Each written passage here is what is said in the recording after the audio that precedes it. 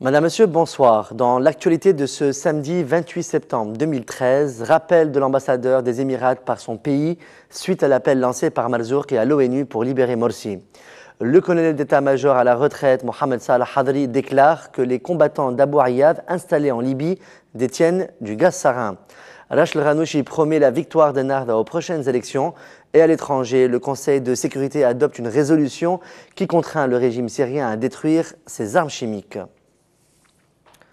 L'ambassadeur des Émirats arabes unis à Tunis, Issa El-Khatem El-Zouarabi, a été rappelé hier, vendredi, par le ministère des Affaires étrangères de son pays, et ce, suite aux déclarations du président provisoire Mohamed Mansour Marzouk et à l'ONU, appelant à la libération de l'ex-président égyptien Mohamed Morsi, rapporte CNN. Le ministère émirati a quant à lui publié un communiqué annonçant le rappel de l'ambassadeur pour des concertations sur des questions régionales et les relations entre les deux pays. L'un des vendeurs à la sauvette à Beb El Jazira du gouvernorat de Tunis est immolé par le feu ce matin du 28 septembre 2013 et a mis le feu dans un véhicule appartenant à la police municipale en utilisant de l'essence. L'un des témoins oculaires a affirmé que le jeune homme n'a pas été gravement blessé, mais que la police lui a confisqué une grande quantité de produits d'une valeur de 170 000 dinars. L'un des agents a déclaré à Shams FM que cette confiscation entre dans le cadre d'une campagne de saisie de feux d'artifice de contrebande.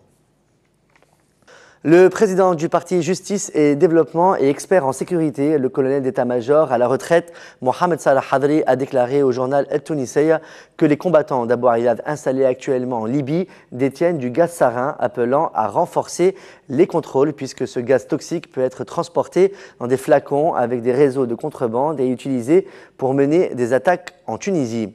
Il a ajouté que ce gaz allait être utilisé lors des projets d'attaque contrecarrés par le ministère de l'Intérieur, notant que ce gaz est capable de tuer un grand nombre de personnes.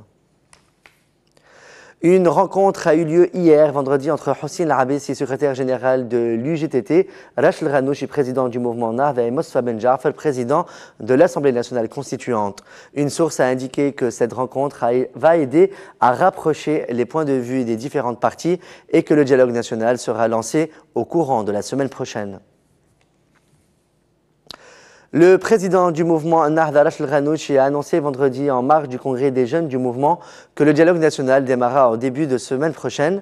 Il a déclaré en outre devant des centaines de jeunes Nahdaouis que son mouvement l'emportera lors des prochaines élections. Il a en outre indiqué qu'il est inconcevable de revenir au point de départ et qu'il faut finir la rédaction de la Constitution et organiser des élections. L'Égypte a formellement condamné les déclarations du président tunisien Mohamed Mansour Marzouki lors de son allocution à la 68e session de l'Assemblée générale des Nations unies à New York, où il a demandé la libération des prisonniers politiques. Rappelons que Mansour Marzouki avait appelé les autorités égyptiennes à la libération de l'ex-président égyptien Mohamed Morsi et de tous les prisonniers politiques et à la réouverture du poste frontalier Rafah. De son côté, Abdeltif Mekki, ministre de la Santé et un des principaux leaders du mouvement Nahda, a déclaré à cette même occasion que la rencontre entre le secrétaire général de l'Union générale tunisienne du travail, Hossein El-Abessi, et le président du mouvement Nahda peut conduire le pays vers le commencement d'une nouvelle étape. En marge du premier congrès des jeunes du mouvement Nahda, Abdeltif Mekki a indiqué qu'il existe une opportunité historique pour entamer un dialogue entre les différentes parties. Le Fonds monétaire international a mis en garde hier, vendredi, contre le danger qu'encourt l'économie tunisienne en raison de la dégradation de la situation politique et sécuritaire de notre pays. Le FMI a appelé également à la mise en place d'un plan d'urgence pour maîtriser le déficit extérieur et celui du budget de l'État, ainsi que la réduction de la fragilité du secteur bancaire.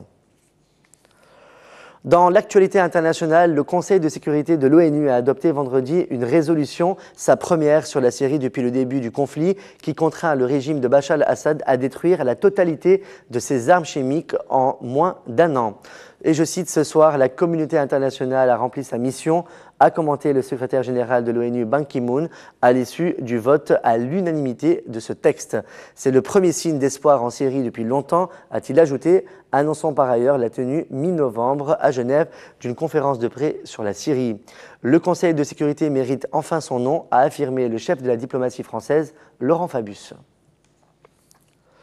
Barack Obama a annoncé vendredi qu'il avait parlé au téléphone avec Hassan Rouhani, une première entre dirigeants iraniens et américains depuis la révolution islamique en 1979 à Téhéran.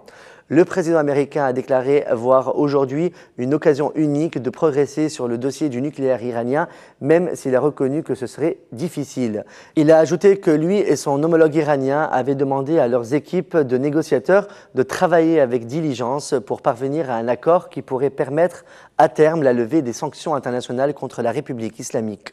Barack Obama avait espéré rencontrer Hassan Rouhani cette semaine en marge de l'Assemblée générale de l'ONU à New York, mais les Iraniens avaient finalement jugé qu'une telle rencontre aurait été trop compliquée à organiser.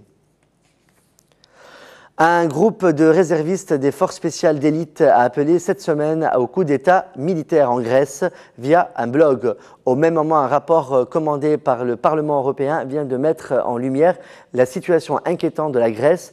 Présentée comme le pays le plus corrompu de l'Union européenne, la Grèce glisserait peu à peu vers un désordre tant politique, économique que social. D'autre part, la police grecque a arrêté ce samedi le chef d'Obdoré, un parti ultranationaliste, et un député du parti d'extrême droite accusé d'avoir fondé une organisation criminelle, et des mandats d'arrêt ont été émis contre des dizaines d'autres membres et élus du parti, a annoncé la police.